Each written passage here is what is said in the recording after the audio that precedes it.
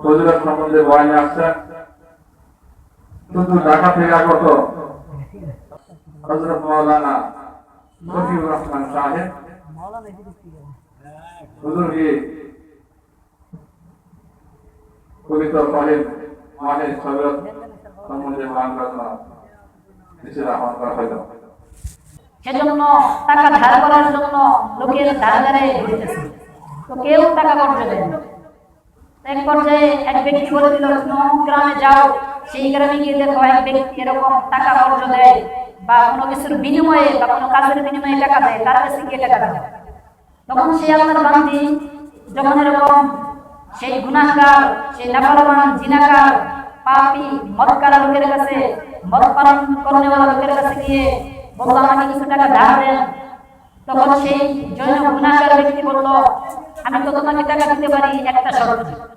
সেই শর্তটা কি? শর্তটা হলো তোমাকে আজকের রাত আমার সাথে কাটাতে হবে। নাউযুবিল্লাহ।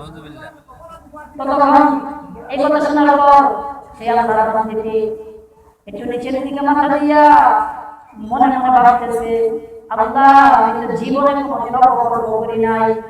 আজকে আমার সন্তান ক্ষুধার তাড়নায় কান্নাকাটি করতেছে, আমি মা সন্তানের কান্না সহ্য করতে পারি না।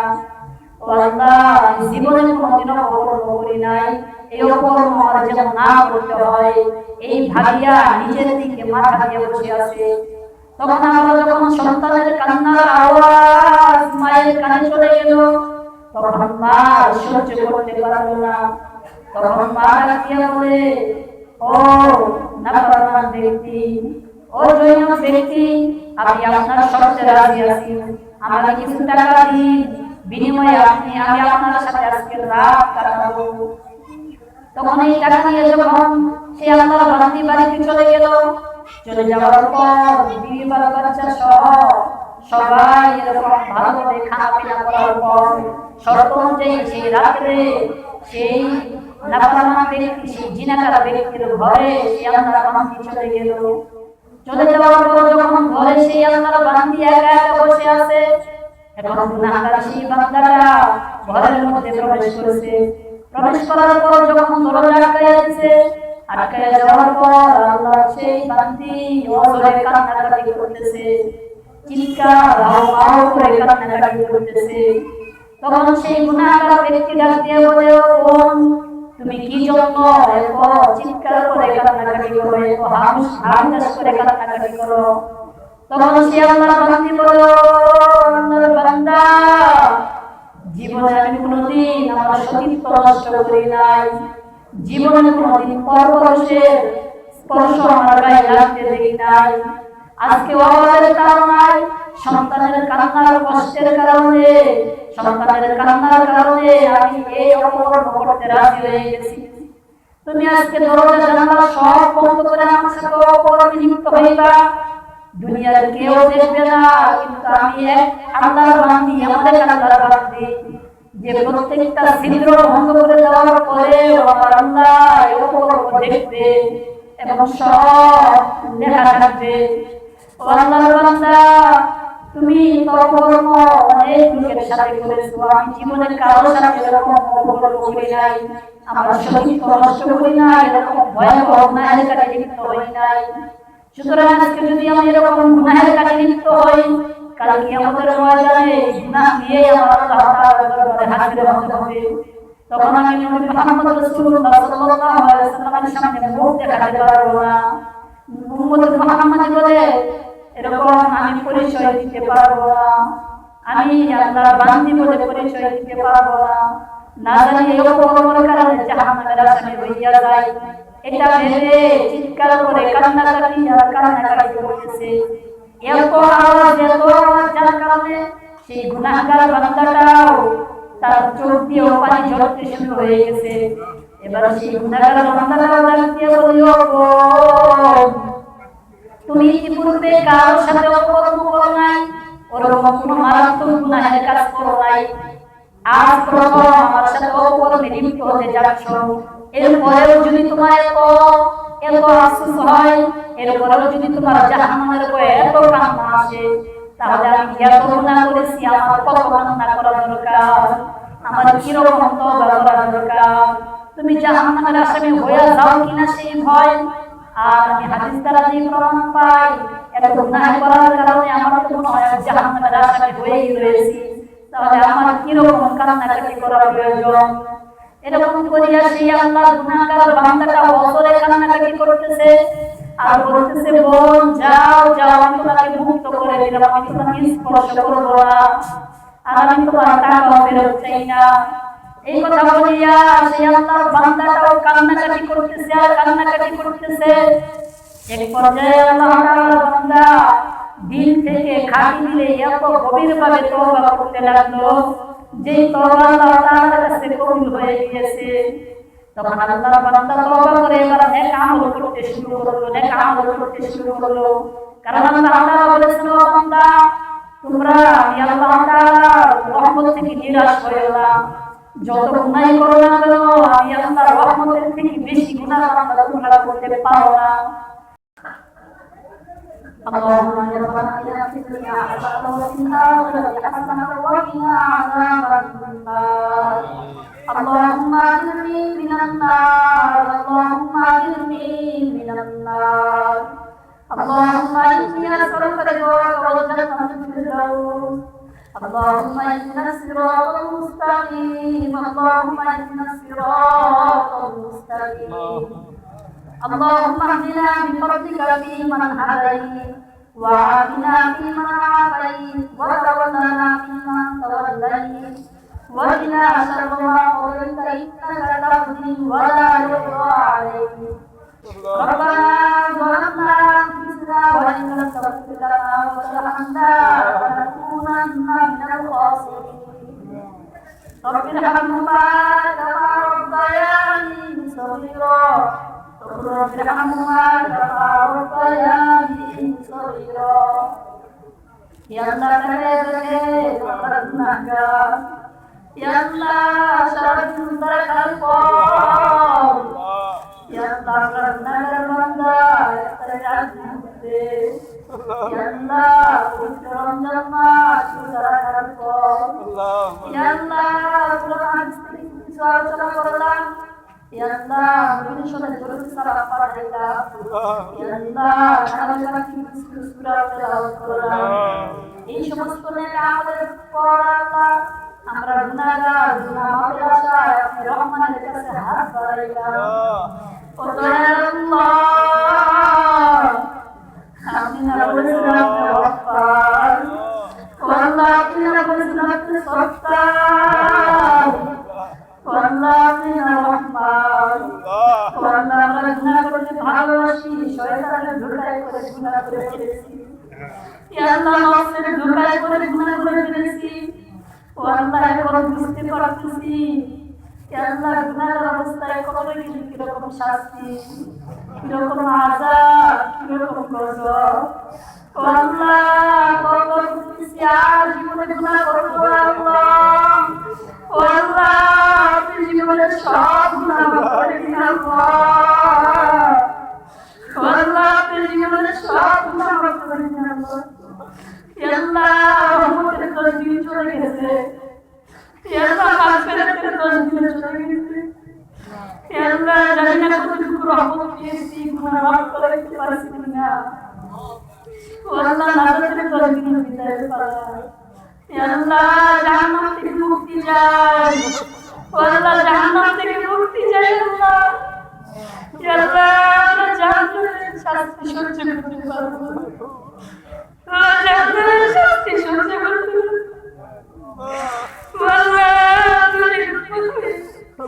আমরা যদি জাহান্নামী হয়ে যাই নবীর সাথে মুখ দেখাতে পারবো না। আল্লাহ মাফ করে দিন আল্লাহ, মাফ করে দিন আল্লাহ।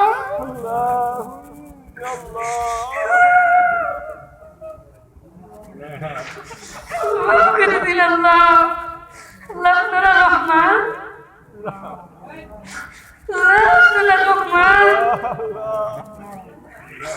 আল্লাহ রোজাদার ইবাদতকে কবুল করে, আল্লাহ আমার দোয়া কবুল না করেন। আল্লাহ দাড়িবাঁধা মুরব্বির হাতকে আপনি কবুল করেন। আল্লাহ দাড়িবাঁধা মুরব্বির হাত বাড়িয়েছেন আল্লাহ। মুক্তির উসিলায় আমাদের সবাইকে আপনি মাফ করে দিন আল্লাহ যুবক ভাইয়ের হাত বাড়িয়েছে আল্লাহ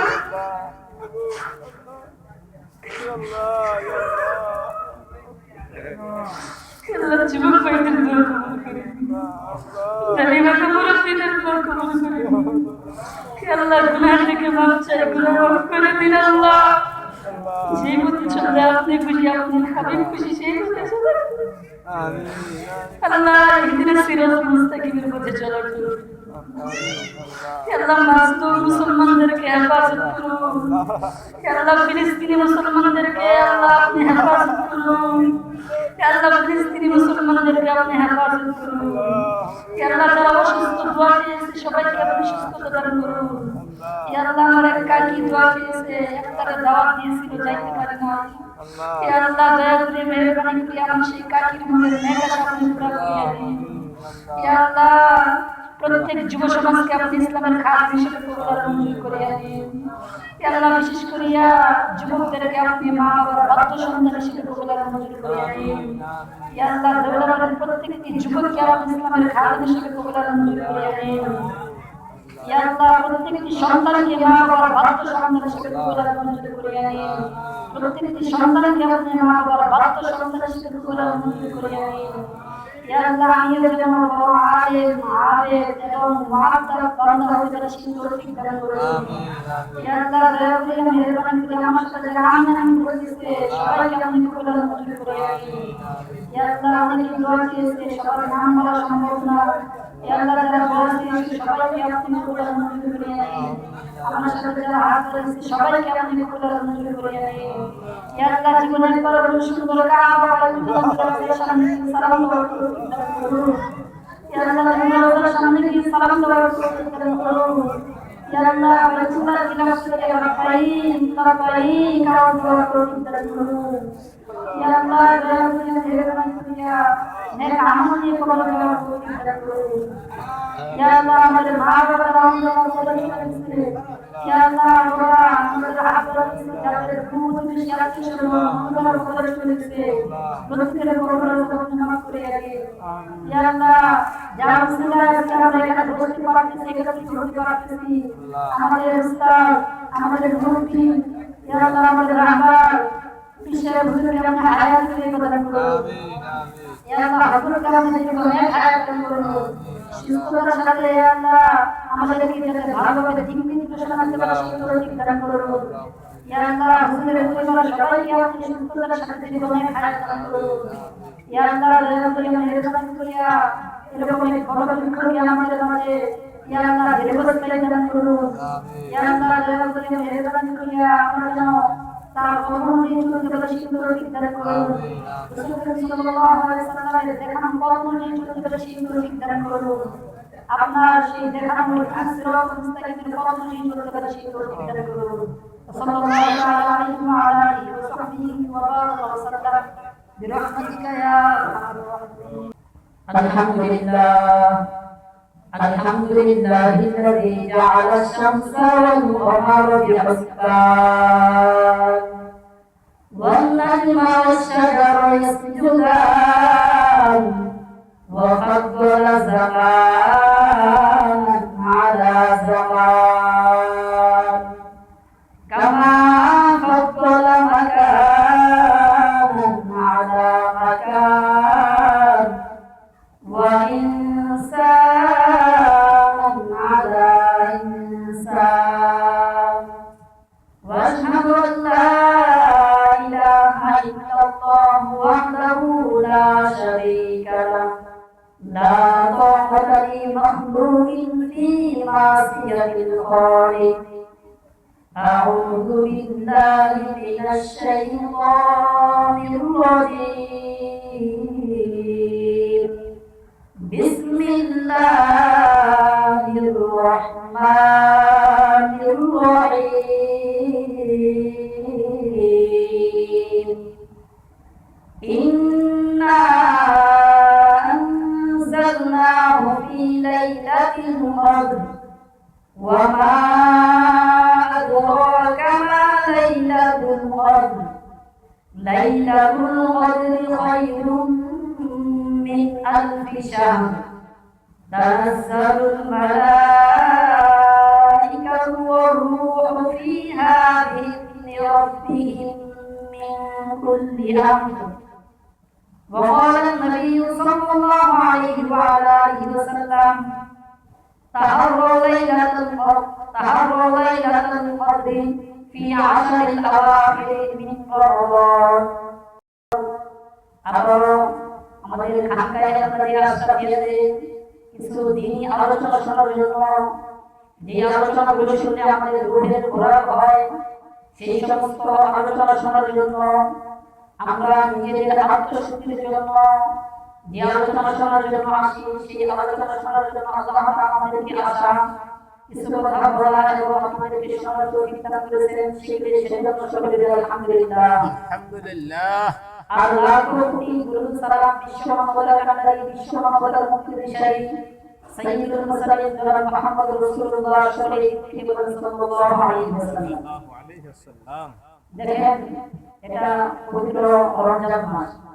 প্রত্যেক বছরে আরবি হোক বাংলাদেশি হোক বছরে 12 মাস, ঠিক না?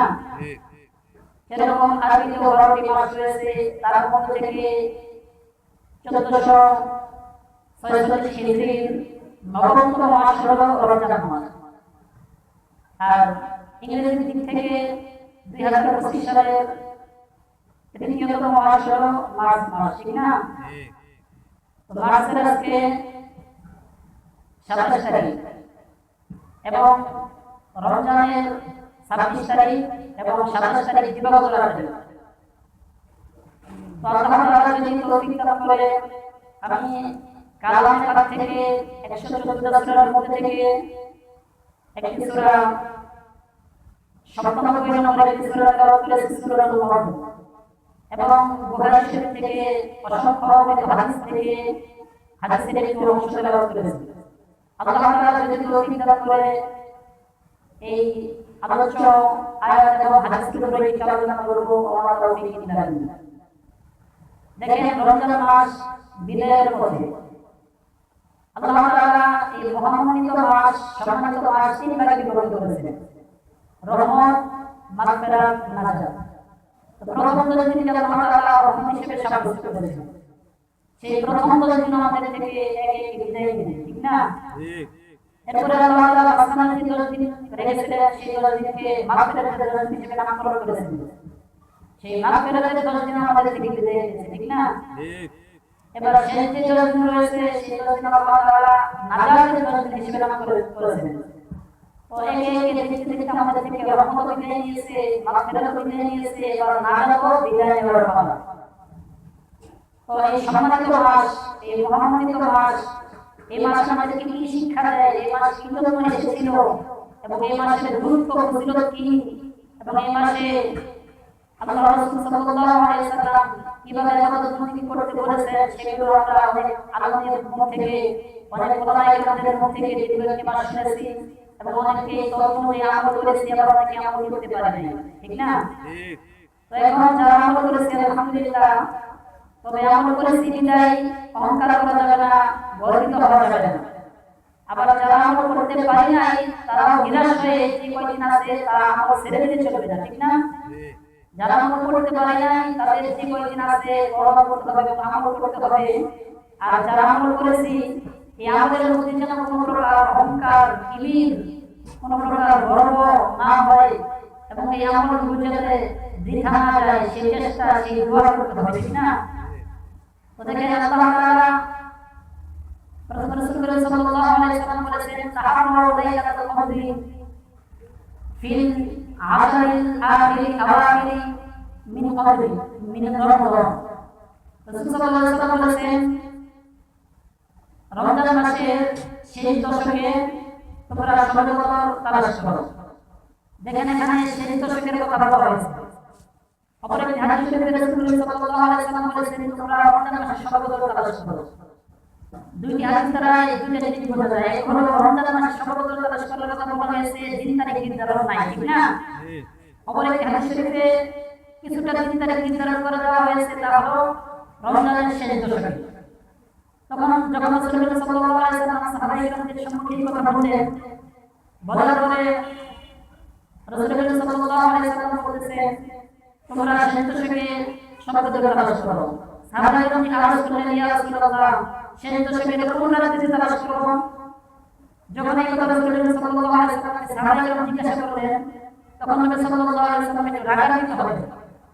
কারণ নাকি কারণ হলো যেখানে আল্লাহ তাআলা বান্দাদেরকে স্পষ্ট ঘোষণা দিয়ে বলে জানায় যখন রাত্রিতে তালাশ করো, নবী যেহেতু দুইটা হাদিসে দিন তারিখ উল্লেখ করে নাই, নির্ধারণ করে নাই, সেজন্য নবী চাচ্ছে না যে আল্লাহ তাআলা যেহেতু নির্ধারণ করেন নাই আমিও আপনাদের মাঝে বা সাহাবায়ে কেরামদের মাঝে নির্ধারণ করে যাই, সেজন্য নবী একটু রাগান্বিত হলেন।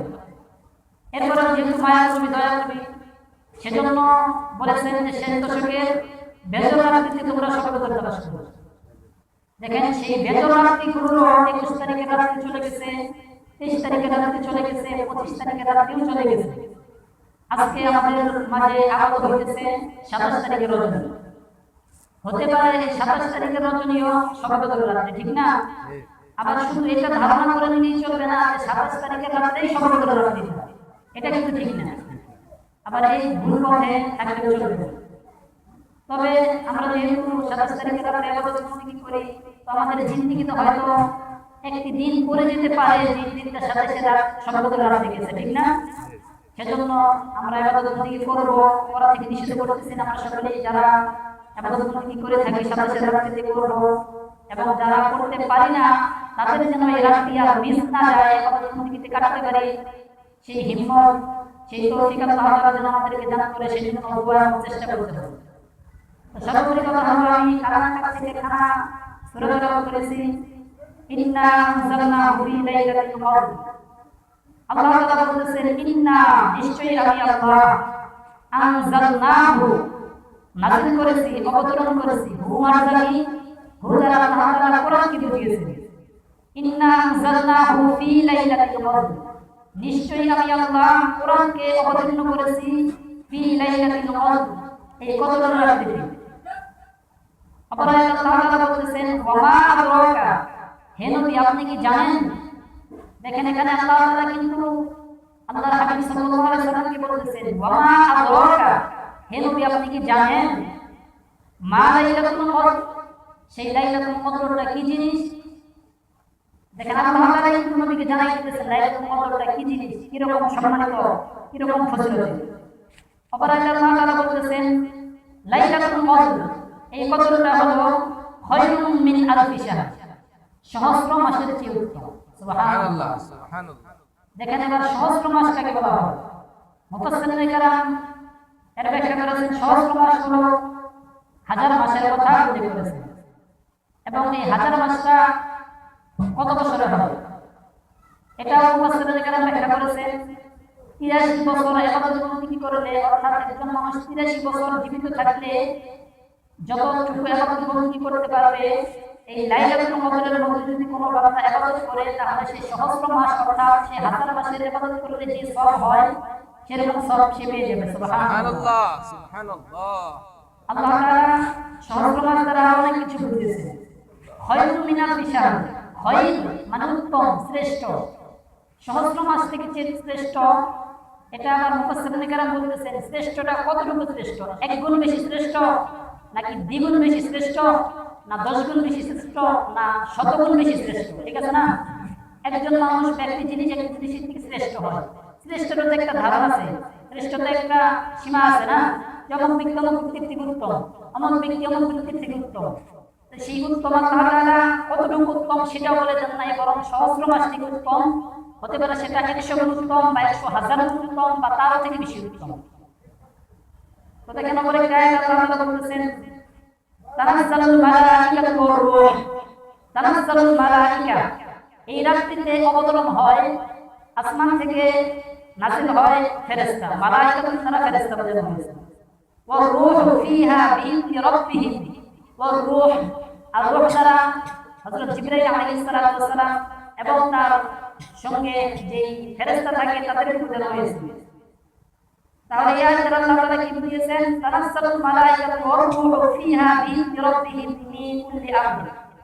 আল্লাহ তাআলা এই রাত্রিতে অর্থাৎ শবে বদরের রাত্রিতে ফেরেশতা এবং হযরত জিবরাইল আলাইহিস সালামের সঙ্গে যত ফেরেশতা রয়েছে তাদেরকে সহ আল্লাহ তাআলার আদেশে তারা এই জমিনে অবতরণ করে। সুবহানাল্লাহ।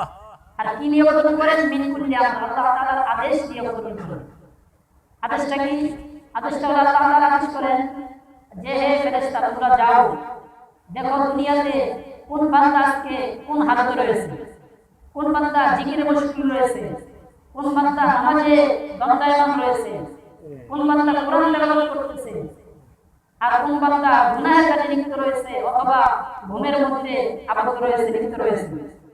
এই সমস্ত কাজ দেখার জন্য এবং এগুলো লিপিবদ্ধ করার জন্য, সাক্ষী হওয়ার জন্য আল্লাহ তাআলা ফেরেশতাদেরকে দুনিয়াতে অবতরণ করেন। এবং তারা দুনিয়াতে নেমে কি বলে, আসার পরে কি বলে? সালাম, আপনাদের উপর শান্তি বর্ষিত হোক। যে সমস্ত বান্দা আল্লাহ তাআলার ইবাদত বন্দেগীতে মশগুল থাকে, ইবাদত বন্দেগীতে লিপ্ত থাকে, তাদের উপর ফেরেশতারা এসে বলে সালাম, আপনাদের উপর শান্তি বর্ষিত হোক। আর এই শান্তি বর্ষিত হোক কতক্ষণ পর্যন্ত হোক? হাত্তা মাতলা'আল ফাজর, যতক্ষণ পর্যন্ত না সুবহে সাদিক অর্থাৎ ফজরের আযান, মুয়াজ্জিন ফজরের আযান না দেয়, সুবহে সাদিক উদিত হয়, ততক্ষণ পর্যন্ত এই শান্তি অবতীর্ণ হয়। সুবহানাল্লাহ। এটা হলো কোরআনের এই সূরার সংক্ষিপ্ত তর্জমা। দেখেন এই সূরার মধ্যে একটি রূহ রয়েছে, ৫টি আয়াত রয়েছে, ৩০টি শব্দ রয়েছে এবং ১২১টি বাক্য রয়েছে। এই একটি রূহ, ৫টি আয়াত এবং ৩০টি বাক্য, ১২১টি শব্দের মধ্যে আল্লাহ তাআলা পুরো শব্দদের যে ফজিলত, যে সম্মান, যে মর্যাদা, সেটা আল্লাহ তাআলা উল্লেখ করে দিয়েছেন। তারপরে মুফাসসিরিনে কেরাম কিছু কিছু তাহকিকপূর্ণ আলোচনা করেছেন। আর প্রথমে আমরা এই আয়াত সূরার যে শানুল রয়েছে সেটা আলোচনা করি। আগে প্রথমে জেনে নেই কদর শব্দের অর্থ। কদর শব্দের অর্থ হলো সম্মানিত বা মহান্বিত। আবার কেউ কেউ বলেছেন এই কদর দ্বারা ভাগ্য নির্ধারণের কথা বলা হয়। কদর থেকে তাকদীর নির্গত হয়েছে। আর তাকদীর অর্থ আমরা সবাই জানি ভাগ্য, ঠিক না? তাকদীর অর্থ ভাগ্য সবাই জানি না? এটা কিন্তু তাকদীর, এটা কিন্তু কোরআনের শব্দ, এটা কিন্তু আরবি শব্দ। আমরা শুনতে শুনতে তাকদীর, তাকদীরকেই ভাগ্য আমরা তাকদীর হিসেবে জানি। তো আল্লাহ তাআলা এই সূরার নাম দুই কারণে নামকরণ করেছেন। এক হলো এটা ভাগ্য নির্ধারণের রাত্রি, অপর নামকরণের কারণ হলো এটা সম্মানিত রাত্রি, যে রাত্রিতে আল্লাহ তাআলা কোরআনকে নাযিল করেছেন। এবার আল্লাহ তাআলা বলতেছেন যে ইন্না আনজালনাহু ফি লাইলাতিল কদর ওয়া মা আদরাকা মা লাইলাতুল কদর, সবকিছু বয়ান আল্লাহ তাআলা এই আয়াতে এই সূরার মধ্যে করে দিয়েছেন। তারপরে দেখেন এখন মুফাসসিরিনে কেরাম এর শান নজুল কি বলেছেন? এর শান নজুল বলেছেন যে বনী ইসরাঈলের এক বান্দা, তিনি 1000 বছর শুধু আল্লাহ তাআলার দ্বীনের রাস্তায় আল্লাহ তাআলার সন্তুষ্টির জন্য জিহাদ করেছেন। তো যখন রাসূল সাল্লাল্লাহু আলাইহি ওয়াসাল্লাম সাহাবায়ে কেরামদেরকে এই কথা জানাচ্ছেন যে বনী ইসরাঈলের এক ব্যক্তি ছিল যে এরকম 1000 বছর শুধু আল্লাহ তাআলার রাস্তায় জিহাদ করেছেন আর জিহাদ করেছেন, তখন সাহাবায়ে কেরাম রাসূল সাল্লাল্লাহু আলাইহি ওয়াসাল্লাম জিজ্ঞাসা করলেন, ইয়া রাসূলুল্লাহ, তাহলে সেই বনী ইসরাঈলের সেই আবেদ বান্দাটাই তো আল্লাহ তাআলার কাছে বেশি মর্যাদাপূর্ণ, বেশি সম্মানিত হবে আমরা উম্মতে মুহাম্মাদের চেয়েও।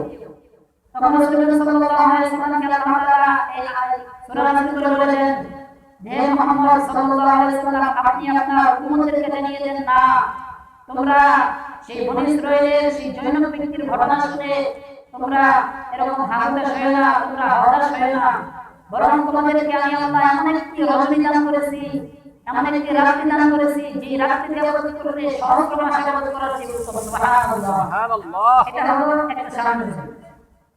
আরেকটি শান নজুল হলো হযরত আব্বাস রাদিয়াল্লাহু তাআলা থেকে বর্ণিত, রাসূল সাল্লাল্লাহু আলাইহি ওয়াসাল্লাম বলেছেন বনী ইসরাঈলের আরেকজন জৈনক ব্যক্তি, এখানে নাম উল্লেখ করা নাই, দুইজন জৈনক ব্যক্তির কোনো নাম উল্লেখ করা নাই, কারণ এগুলো বহু আগেকার কথা। তো বনী ইসরাঈলের আরেকজন ব্যক্তি এরকম সারাদিন শুধু আল্লাহ তাআলার রাস্তায় জিহাদ করত, আর সারা রাত দাঁড়িয়ে শুধু নামাজ পড়তো এবং কোরআন তেলাওয়াত করতো এবং তাদের যে আমল ছিল সেই আমলগুলো করতো।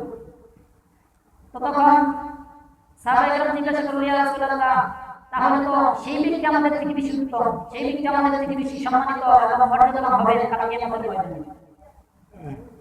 তখন রাসূলুল্লাহ সাল্লাল্লাহু আলাইহি সাল্লাম এই সূরাটি তেলাওয়াত করে শুনাইলেন যে না, বরং আল্লাহ তাআলা আমাদের মাঝে এবং তোমাদের মাঝে এমন একটি রাত্রি নির্ধারণ করে দিয়েছেন যে রাত্রি সহস্র মাসের ইবাদত করার চেয়ে উত্তম।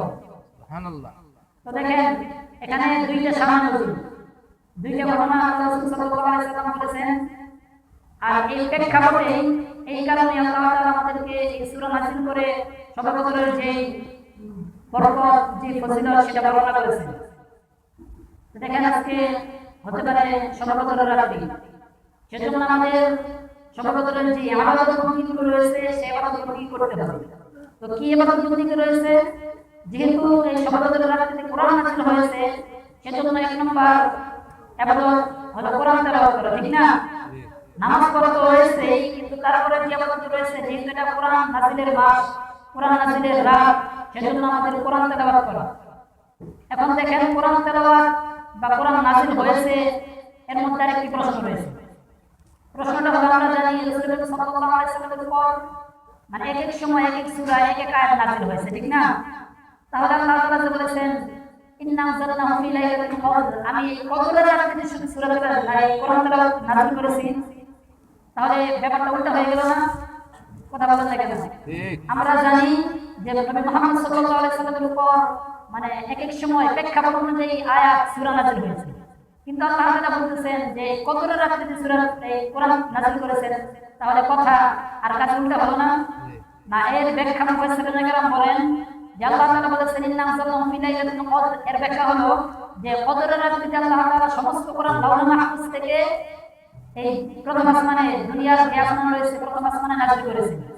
এরপরে তার যে আল্লাহ তাআলা রাসূল সাল্লাল্লাহু আলাইহি ওয়াসাল্লামের উপর যখন ক্ষণে ক্ষণে নাযিল করা হয়েছে, প্রেক্ষাপট অনুযায়ী যখন নাযিল করা হয়েছে, এটা হলো তার আরেকটি ব্যাখ্যা। এর এক নম্বর ব্যাখ্যা হলো যে লাউহে মাহফুজ থেকে প্রথম আসমানে যে সম্পূর্ণ কোরআন আমাদের নাযিল করা হয়েছে সেটা হলো কদরের রাতে। আবার একটি ব্যাখ্যা হলো যে না, আল্লাহ তাআলা কিছু আয়াত এই শবে কদরের রাতে একসঙ্গে নাযিল করেন, অবতরণ করেন, এবং এই একসঙ্গে কিছু আয়াত নাযিল করার কারণে আল্লাহ তাআলা বলেছেন আমি এই কোরআনকে কদরের রাতেই নাযিল করেছি।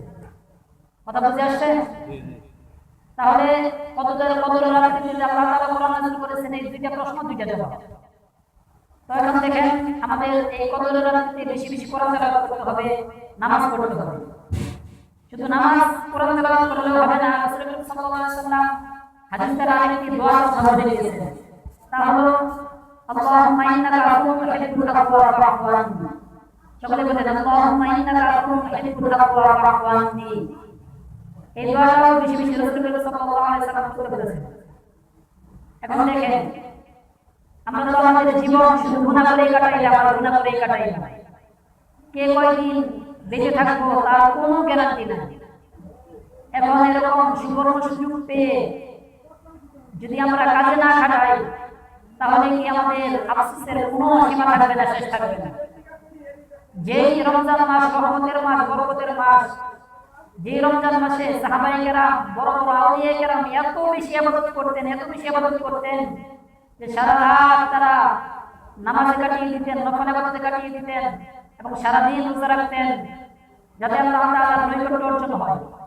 এবং আল্লাহ তাআলা যে শিক্ষায় শিক্ষিত হতে বলেছেন, যে শিক্ষা আমাদেরকে দিয়ে যাইতেছেন, এই রমজান মাস যে জন্য আল্লাহ তাআলা আমাদের উপর ফরজ করে দিয়েছেন, তার একমাত্র কারণ হলো তাকওয়া অবলম্বন করা। তাকওয়া হলো গুনাহ থেকে বেঁচে থাকা। তাকওয়ার ব্যাখ্যা কি? তাকওয়ার ব্যাখ্যা হলো গুনাহ থেকে বেঁচে থাকা। আমরা যাতে দীর্ঘ একটি মাস ইবাদত বন্দেগী করে বাকি 11 মাস এই গুনাহ থেকে বেঁচে থাকতে পারি, সেই শিক্ষায় শিক্ষিত হয়ে আমরা যেন বাকি 11 মাস চলতে পারি, সেই শিক্ষায় আমাদেরকে রমজান মাস দিয়ে যায়, ঠিক না? তো সেজন্য আমাদের গুনাহ বর্জন করতে হবে। এবার আমরা যদি গুনাহ না বর্জন করি, তাহলে কাল কিয়ামতের ময়দানে আমাদের জবাবদিহি করতে হবে। দেখেন আমাদের যেই যুগশ্রেষ্ঠ ওলি ছিল, যে সাহাবায়ে কেরাম ছিল, যাদেরকে আল্লাহর হাবিব সাল্লাল্লাহু আলাইহি ওয়াসাল্লাম আশারে মুবাশশারা বলে ঘোষণা করেছেন। আল্লাহ তাআলা যাদেরকে জান্নাতের সার্টিফিকেট দুনিয়াতে থাকতে দিয়ে দিয়েছেন তাদের হালত কিরকম ছিল, আর আমাদের হালত কি? আমাদের অনেকের কাছে রমজান মাস চলে যাইতেছে, তারা শুকরিয়া আদায় করতেছে কারণ কষ্টের একটি মাস চলে যাইতেছে। আবার কারো কাছে আফসোসের বিষয় যে এত বড় বরকতের মাস, সম্মানিত মাস চলে যাইতেছে। তো কার জন্য আফসোসের বিষয়? যার ঈমানটা হলো আবু বকরের মতো ঈমান, যার ঈমানটা হলো হযরত ওমর ফারুক রাদিয়াল্লাহু তাআলা আনহুর মতো ঈমান। আর কার জন্য সুখের বিষয়, আনন্দের বিষয়? যে আবু জাহেলের মতো মন মানসিকতা রাখে, যে উতবা সাহেবের মতো মন মানসিকতা রাখে, যে মুনাফিক মুসলমানদের মতো মন মানসিকতা রাখে, তাদের জন্য এটা সুখের বিষয়, তাদের জন্য এটা শান্তির বিষয়। আর মুমিন মুত্তাকিনদের জন্য হলো কষ্টের বিষয়। দেখেন হযরত আবু বকর সিদ্দিক রাদিয়াল্লাহু তাআলা আনহু ঈদের রাত্রিতেও ঘরে দরজায় তালা লাগিয়ে কান্নাকাটি করেছেন। কারণটা কি? কারণটা হলো যে রমজান মাস আমি রোজা রাখলাম, কবুল হলো কিনা টেনশন, চিন্তা। তারাবি পড়লাম, কবুল হলো কিনা টেনশন, চিন্তা। কারণ যদি রমজান মাসে যে ইবাদত বন্দেগী করেছি সে ইবাদত বন্দেগী কবুল না হয়, তাহলে আল্লাহ রাসূল সাল্লাল্লাহু আলাইহি ওয়াসাল্লাম হাদিস দ্বারা সুসংবাদের কথা বলেছেন যে কোন বান্দা যদি পুরো রমজান মাস ইবাদত করে এবং আল্লাহ তাআলার সন্তুষ্টি অর্জন করার জন্য দিনরাত চেষ্টা করে, তাহলে সেই ব্যক্তি যখন ঈদগাহের ময়দানে গমন করবে, ঈদগাহ মাঠ থেকে ফেরার আগে আল্লাহ তাআলা তার সমস্ত গুনাহ মাফ করে দেন। সুবহানাল্লাহ, সুবহানাল্লাহ। সেই চিন্তা আবু বকর রাদিয়াল্লাহু তাআলা বসে বসে করতেছেন, আমি কি আল্লাহ তাআলার সন্তুষ্টি অর্জন করতে পারলাম? আমি কি সেই ঈদগাহ থেকে সেই সুসংবাদের বার্তাটা নিয়ে আসতে পারলাম? আমাকে কি আল্লাহ তাআলা মাফ করলেন? আমার রোজা, তারাবি, ইফতার, সেহরি এগুলো কি কবুল হলো নাকি কবুল হলো না? এই টেনশন সাহাবায়ে কেরামের মধ্যে বিরাজ করতেছিল। আর আমাদের মন মানসিকতা কিরকম? আমাদের এই চিন্তাই নাই যে রমজান মাস চলে যাইতেছে। দেখেন আমি সংক্ষেপে বনী ইসরাঈলের একটি জনক ব্যক্তির, গুনাহগার ব্যক্তির ঘটনা আপনাদের সামনে। আল্লাহ তাআলা কিরকম গফফার, কিরকম রহমান, সেটাই আমি আপনাদেরকে এখন সেই ঘটনার মাধ্যমে একটু তুলে ধরি। বনী ইসরাঈলের এক জনক গুনাহগার ব্যক্তি, তিনি মদ পান করতেন, জিনা ব্যভিচার করতেন, এত বেশি জিনা ব্যভিচার করতেন, এত বেশি গুনাহ করতেন, মদ পান করতেন যে সবাই জানতো যে এই লোকটা পাপী, এই লোকটা জাহান্নামের আসামি। পরে গ্রামের এক আল্লাহর বান্দী ছিলেন, তিনি আবেদা, আল্লাহ তাআলার আশিক বান্দী। তিনি আল্লাহ তাআলার ইবাদত বন্দেগীতে কাটাতেন। হঠাৎ করে তার পরিবারে অনেক বেশি দুর্ভিক্ষ দেখা দিল, যার কারণে তার ছেলে সন্তান নিয়ে সে ঠিকমতো খানা খাইতে পারতো না, সে ঠিকমতো যে পরিধানে কাপড় পরা দরকার সেই বস্ত্র ঠিকমতো পাইত না। তো সেজন্য সে একা একাই, একটু কথা মনে করতেন, সেজন্য সে একা একাই কষ্ট করে জীবন কাটাতো। কিন্তু মা বাবার মন তো আর সন্তানের কান্না সহ্য করতে পারে না। পারে? যখন সন্তান ক্ষুধার জ্বালায়, ক্ষুধার কারণে কান্নাকাটি করতেছে, তখন মা সহ্য করতে পারতেছে না। সেজন্য টাকা ধার করার জন্য লোকের ধারে ঘুরতেছে, তো কেউ টাকা কর্জ দেয় না। এক পর্যায়ে এক ব্যক্তি বলে দিল, গ্রামে যাও, সেই গ্রামে গিয়ে দেখো এক ব্যক্তি এরকম টাকা কর্জ দেয় বা কোনো কিছুর বিনিময়ে বা কোনো কাজের বিনিময়ে টাকা দেয়, তার কাছে গিয়ে টাকা দেয়।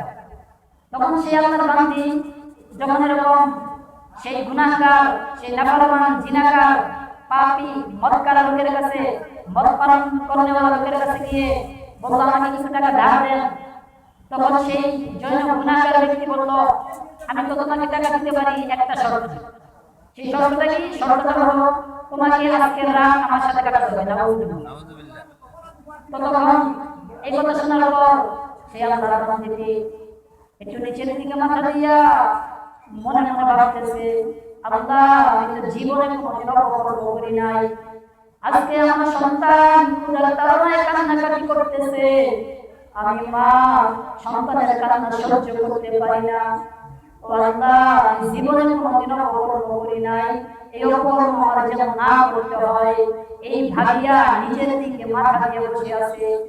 তখন আমরা যখন সন্তানের কান্নার আওয়াজ মায়ের কানে চলে গেল, তখন মা সহ্য করতে পারল না।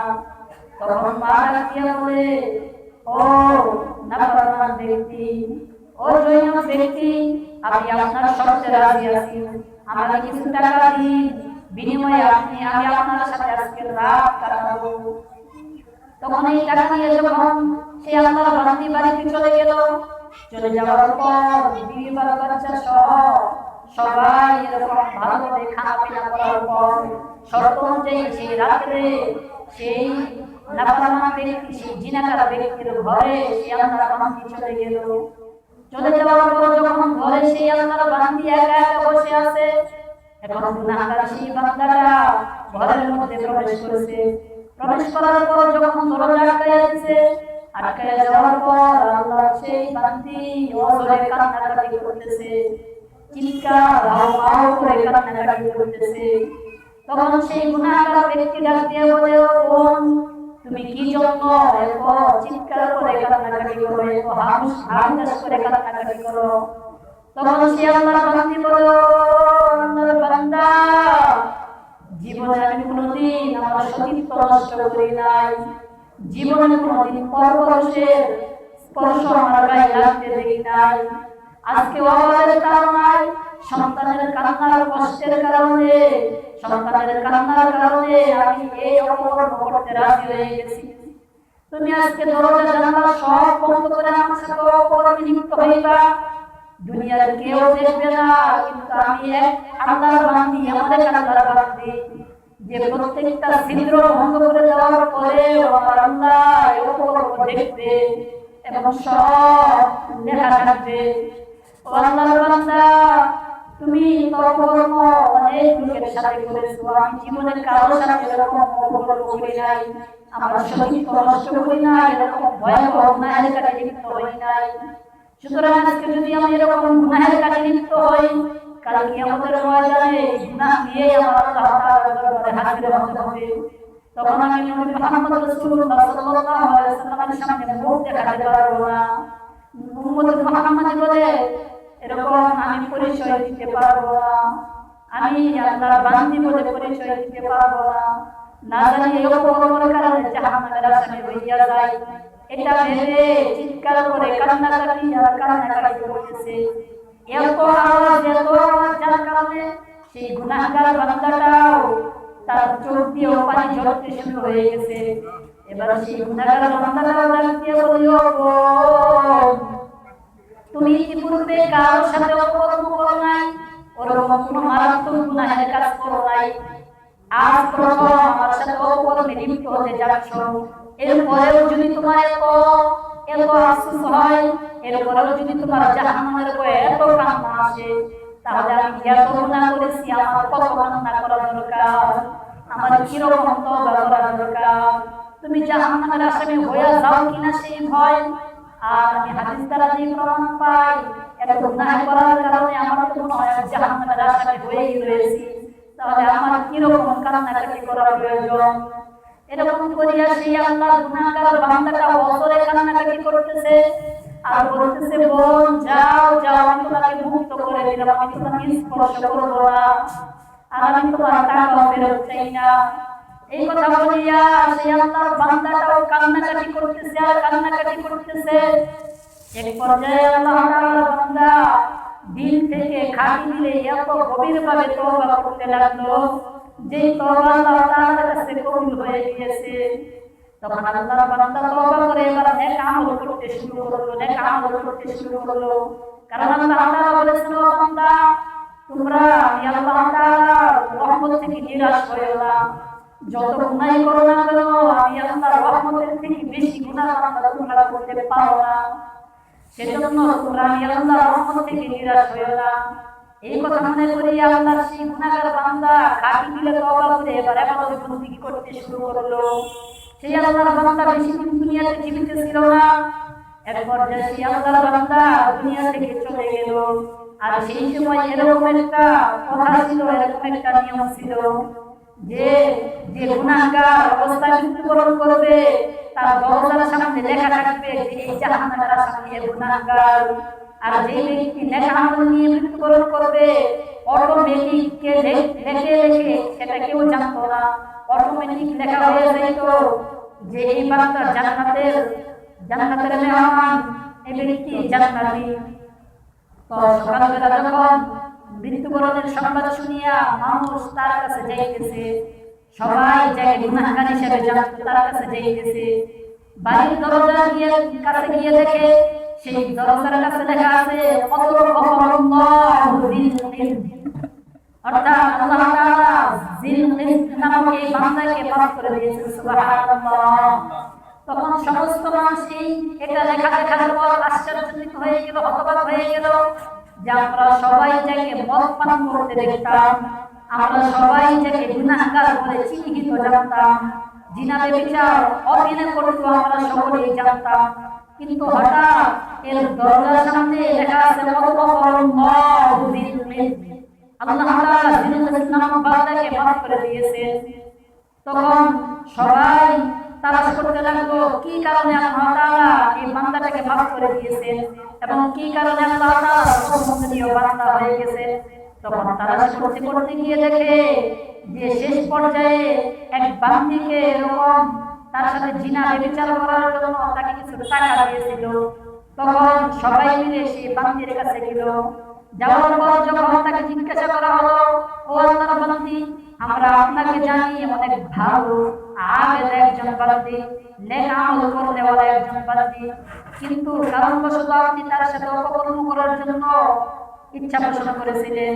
এরপরে হঠাৎ কিছুদিন পরে তিনি মৃত্যুবরণ করে এখন তার ঘরের দরজার সামনে এই লেখাটা আমরা দেখতে পেলাম।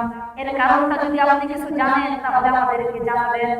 তখন সে আল্লাহর বান্দী ডাক দিয়ে বলে, ও লোক সকল, তোমরা যাকে গুনাহগার হিসেবে জানতা, তোমরা যাকে জাহান্নামের আসামি হিসেবে জানতা, সে যখন আমার সাথে অপকর্ম করার জন্য এরকম ঘরের দরজা জানালা সব আটকায় দিল এবং আমি তার কাছ থেকে বাঁচানোর জন্য কান্নাকাটি করলাম, তখন সে আমার কান্নাকাটি দেখে আমাকে মুক্ত করে দিয়েছে এবং সেও খাঁটি দিলে তওবা করেছে।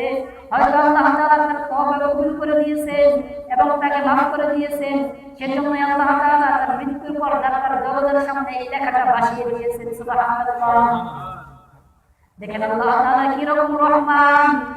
এত গুনাহ করার পরেও যখন সে অনুতপ্ত হয়েছে, যখন সে বুঝতে পেরেছে যে আমি তো ভুল পথে রয়েছি, এবার তো আমার তওবা করা দরকার, সে তওবা করেছে, খাঁটি দিলে তওবা করেছে। আল্লাহ তাআলা তার সব গুনাহ মাফ করে তাকে জান্নাতের মেহমান হিসেবে কবুল করেছে। এরকম তো ঘটনা রয়েছে। জাহান্নামের আসামিকে আল্লাহ তাআলা জান্নাতের মেহমান হিসেবে কবুল করেছে।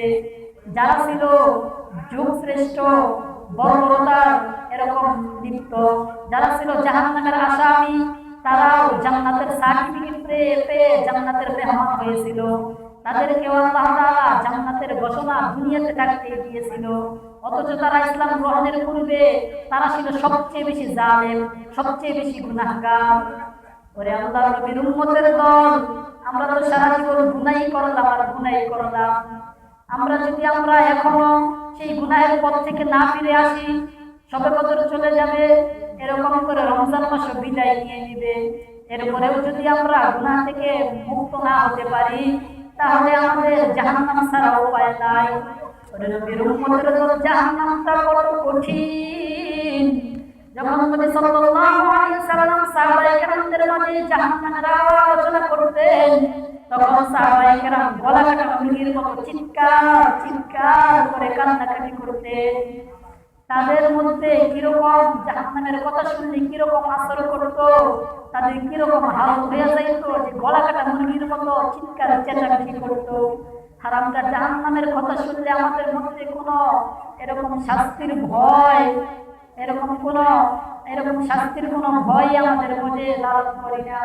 আমাদের শাস্তি কিরকম হবে সেটা আমরা ভাবি না। ওরে নবীর উম্মতের দল, আমরা সাধারণ সূর্যের যে তাপ রয়েছে সেই তাপ সহ্য করতে পারি না। কাল কিয়ামতের ময়দানে যখন অর্ধহাত নিচে সূর্য আসবে তখন কেমনে সহ্য করবেন? একটু চক্ষু বন্ধ করে ভাবেন, কাল কিয়ামতের ময়দানে কিরকম সেই সূর্যের তাপ সহ্য করবেন, কিরকম করে সেই জাহান্নামের আগুন সহ্য করবেন। ওরে নবীর উম্মতের দল, সেজন্য আপনাদেরকে পায়ে হাত দিয়ে বলি, সময় থাকতে এখনো জাহান্নামের পথ থেকে ফিরে জান্নাতের সেই পথে চলে আসেন। ওই নবীর উম্মতের দল, এই পথে চলতে গেলে অবশ্যই কোনো মুরব্বির প্রয়োজন, কারণ মুরব্বি ছাড়া এই পথে চলা অসম্ভব। কারণ কে কখন গোমরা হয়ে যাবে, কে কখন পথভ্রষ্ট হয়ে যাবে সেটা কেউ জানে না। সেজন্য আল্লাহ তাআলা বলেছেন, তোমরা যারা সালেহ বান্দা রয়েছে, নেককার বান্দা রয়েছে, পীর মাশায়েখ আউলিয়া কেরাম যারা রয়েছে, তাদের সাথে চলো, তাদের হাতে হাত রেখে তোমরা বায়াত গ্রহণ করো। তারা যেইভাবে পরামর্শ দেয় সেই পরামর্শ অনুযায়ী চলো এবং বেশি বেশি দোয়া করো, আল্লাহুম্মা ইহদিনাস সিরাতাল মুস্তাকিম, আল্লাহুম্মা ইহদিনাস সিরাতাল মুস্তাকিম। ও আল্লাহ, আমরা সারাটি জীবন যেন আল্লাহ ইহদিনাস সিরাতাল মুস্তাকিমের পথে চলতে পারি। কারণ যদি গুনাহ নিয়ে অন্ধকার কবরে যাই, ওই অন্ধকার কবরের যে দুই পাশের মাটির চাপ সহ্য করতে পারবো না। ওরে আল্লাহর বান্দা, আমরা দেখি আমাদেরকে চারজন ব্যক্তি কবরে রেখে আসে। এই চারজন ব্যক্তি থেকে আস্তে আস্তে একে একে মানুষ কমতে থাকে আর কমতে থাকে। চারজন ব্যক্তি খাটিয়া ধরে আমাদেরকে বাড়ি থেকে নিয়ে যখন কবরস্থানে যায়, কবরস্থানে যাওয়ার পর এবার সেই কবরের মধ্যে নামে তিনজন ব্যক্তি নামার পর সেই লাশটা কবরের মধ্যে রাখার পর যখন বাসের দাওয়াত দেয়, দাওয়াত দিতে এক পর্যায়ে সেখানে তিনজন দারুণের আর কোনো জায়গা থাকে না। একজন লাফ দিয়ে কবর থেকে উঠে পড়ে। তখন ভাইয়া ভয় পেয়ে যায়। ভাইয়া মনে ভাবে যে আমি মনে করেছিলাম এই তিনজন ব্যক্তি হয়তো আমার সাথে কবরে যাবে, কিন্তু পরিশেষে দেখলাম না, তিনজন থেকে একজন উঠে পড়লো। তখন আবার সেভাবে হয়তো এই দুইজন ব্যক্তি আমার সাথে কবরে যাবে, আমার সাথে কবরে থাকবে। তখন যখন এরকম বাসের দাওয়াত দিতে থাকে, দিতে এক পর্যায়ে দুইজন দালানের আর কোনো জায়গা থাকে না। তখন আরেকজন সেই কবর থেকে লাফ দিয়ে যখন উঠে পড়ে, তখন মাইয়া আরো ভয় পেয়ে যায় এবং বলে যে হয়তো দুইজন দেখেছে, কিন্তু একজন হয়তো আমার সাথে কবরে যাবে এবং আমার সাথে থাকবে।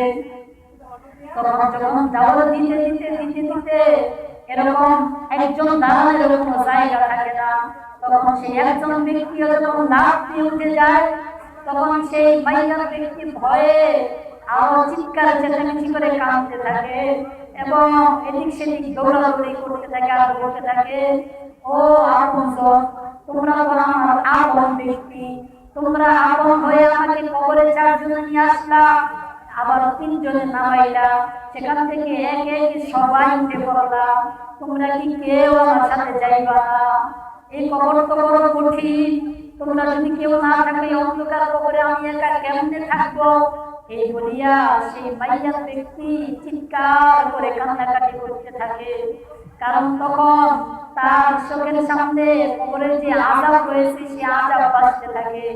যদি গুনাহগার হয় তার সামনে কবরের আযাবগুলো বেশি ওঠে, যদি জান্নাতের মেহমান হয় তাহলে তো তার সামনে জান্নাতের নাজ নিয়ামত বেশি ওঠে, আবার সে আনন্দিত হয়।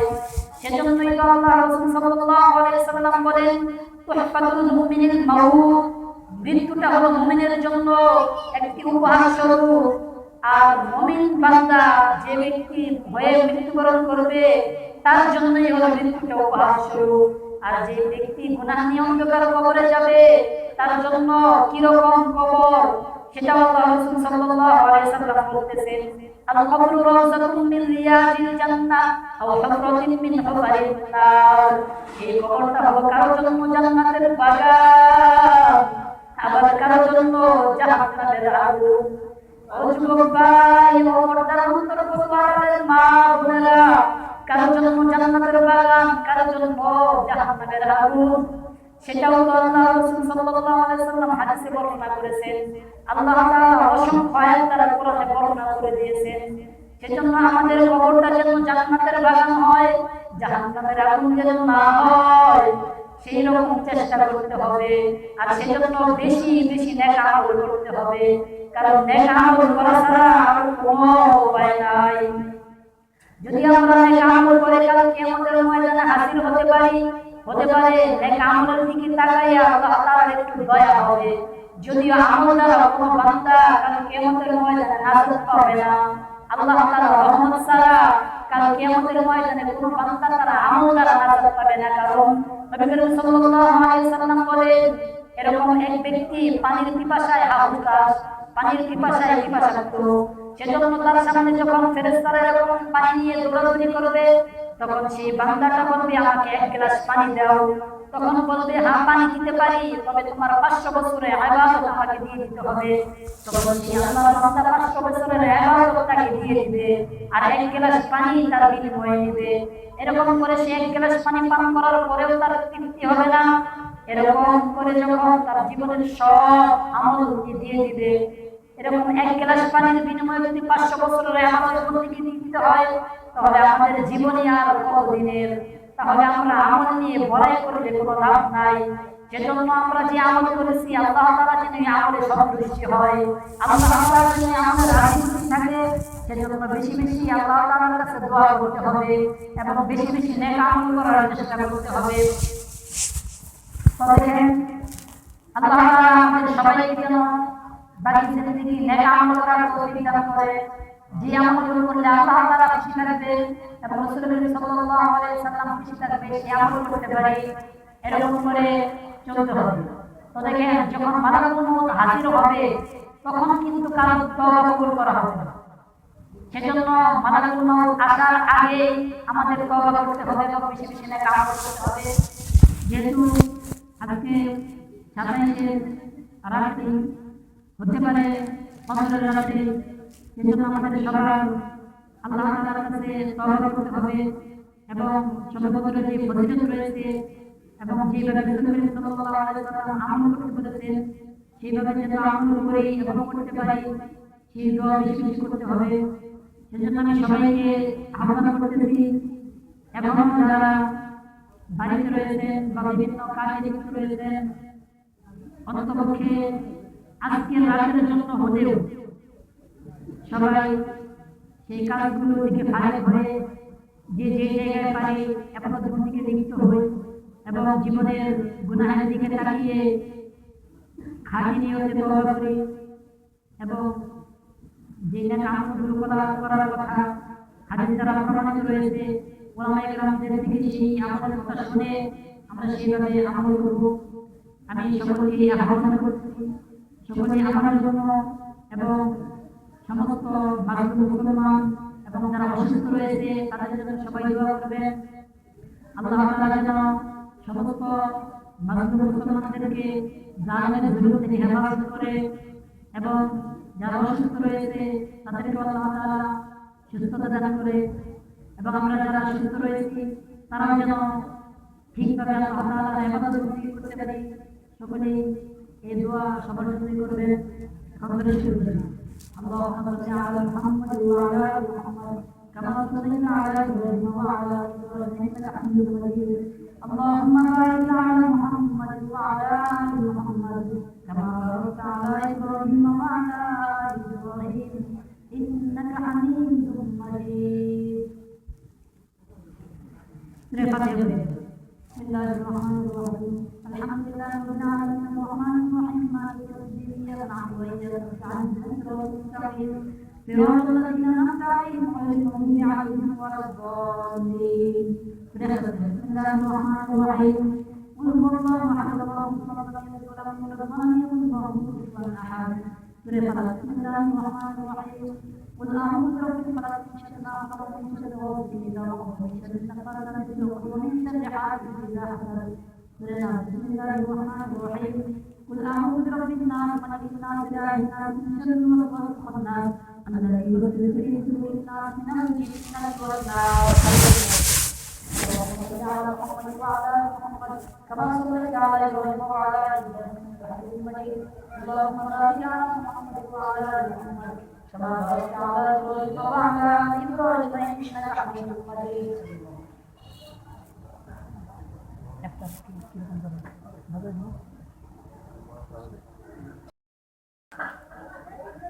اللهم يا ربنا اتنا في الدنيا حسنه وفي الاخره حسنه وقنا عذاب النار. اللهم اجرني من النار. اللهم اجرني من النار.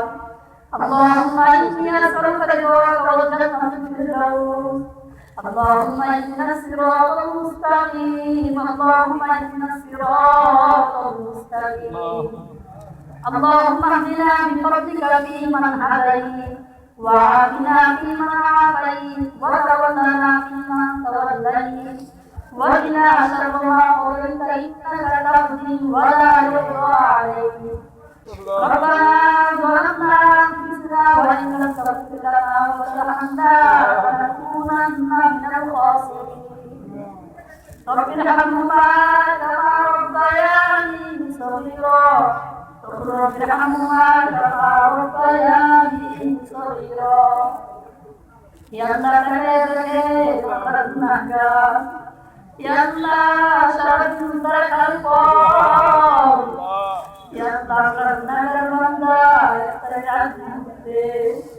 يا الله وكرم جماعة شكرا يا الله قرآن سوال الله يا الله من شر الجرس سلام عليك يا الله أنا لك سورة القرآن এই সমস্ত নেক আমাদের পর আল্লাহ আমরা গুনাহগার গুনাহ মাফের আশায় আপনি রহমানের কাছে হাত বাড়াইলাম ও দয়াল আল্লাহ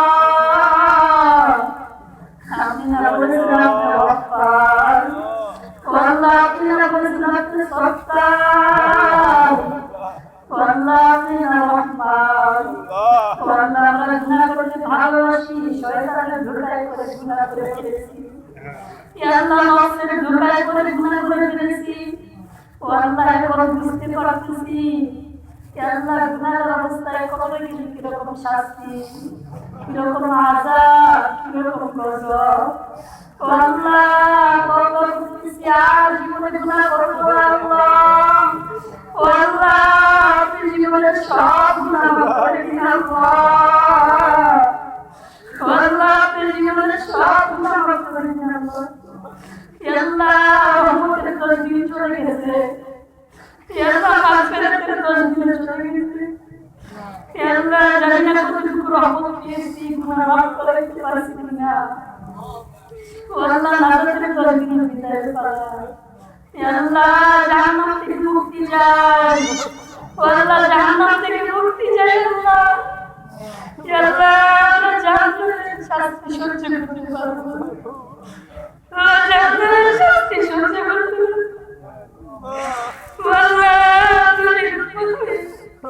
আমরা যদি জাহান্নামী হয়ে যাই নবীর সাথে মুখ দেখাতে পারবো না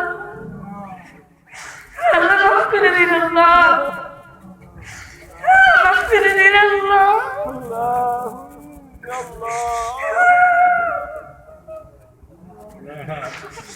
মাফ করে দিন আল্লাহ আল্লাহ আপনারা রহমান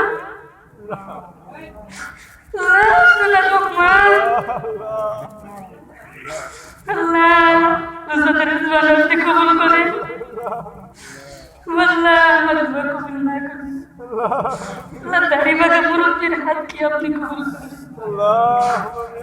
আল্লাহ দাড়িবাঁধা মুরব্বির হাত বাড়িয়েছেন আল্লাহ তাদের উসিলায় আমাদের সবাইকে আপনি মাফ করে দিন আল্লাহ যুবক ভাইয়ের হাত বাড়িয়েছেন আল্লাহ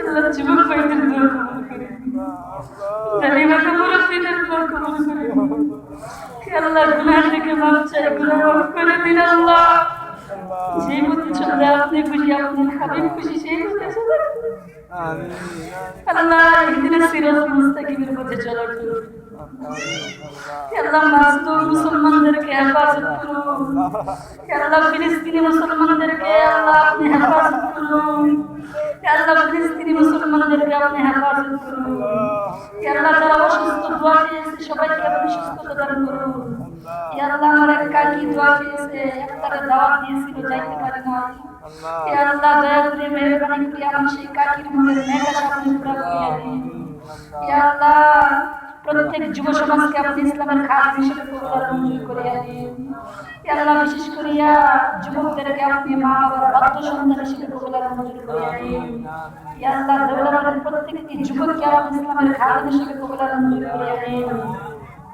আল্লাহ প্রত্যেকটি সন্তানকে মা বাবার বাধ্য সন্তান হিসেবে কবুল মঞ্জুর করে নিন। প্রত্যেকটি সন্তানকে আপনি মা বাবার বাধ্য সন্তান হিসেবে কবুল মঞ্জুর করে নিন। ইয়া আল্লাহ, আমি যেন বড় আলেম আবেদ এবং মুআদ্দাব বান্দা হতে রসিদ তৌফিক দান করুন। ইয়া আল্লাহ, দয়া করে মেহেরবানি করে আমার সাথে যারা আমিন বলতেছে সবাইকে আপনি কবুল মঞ্জুর করে নিন। ইয়া আল্লাহ, অনেক দোয়া চেয়েছে, সবার নাম বলা সম্ভব না। ইয়া আল্লাহ, যারা দোয়া চেয়েছে সবাইকে আপনি কবুল মঞ্জুর করে নিন। আমার সাথে যারা হাত ধরেছে সবাইকে আপনি কবুল মঞ্জুর করে নিন। ইয়া আল্লাহ, জীবনের পর সুন্দর কাবা বাড়িতে সামনে সালাম করুন। ইয়া আল্লাহ, জীবনের সামনে কি সালাম করুন। ইয়া আল্লাহ, রাসূলুল্লাহ তিলাওয়াত করে রাব্বাইন রাব্বাইন কাওয়া করুন। ইয়া আল্লাহ, দয়া করে মেহেরবানি করিয়া নেক আমল নিয়ে কবুল করুন। ইয়া আল্লাহ, আমাদের মা বাবারা আমাদের করেছে। ইয়া আল্লাহ, বাবা আমাদের হাত ধরেছে, যাদের খুব বেশি আছে আমাদের করে চলেছে। প্রত্যেকের কবুল নামাজ করে রাখে। ইয়া আল্লাহ, যারা রাসূলুল্লাহ আমরা এখানে বসতে পারতেছি, এখানে ছুটতে পারতেছি, আমাদের উস্তাদ, আমাদের মুফতি, ইয়া আল্লাহ, আমাদের রাহবার পিছনে বুঝে আপনি হায়াত দিয়ে প্রদান করুন। ইয়া আল্লাহ, হযরত আমাদেরকে অনেক হায়াত দান করুন।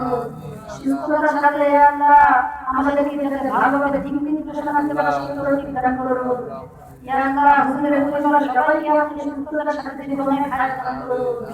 ইয়া আল্লাহ, দয়া করে মেহেরবানি করিয়া এরকম এক বড় বিক্রমী আমাদের মাঝে ইয়া আল্লাহ দীর্ঘায়ু দান করুন।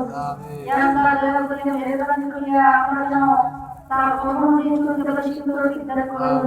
রাসূলুল্লাহ সাল্লাল্লাহু আলাইহি ওয়াসাল্লামের দেখানো কর্মজীবন চলতে পারে সেই তৌফিক দান করুন। আপনার সেই দেখানো সিরাত মুস্তাকিমের কর্মজীবন চলতে পারে সেই তৌফিক দান করুন।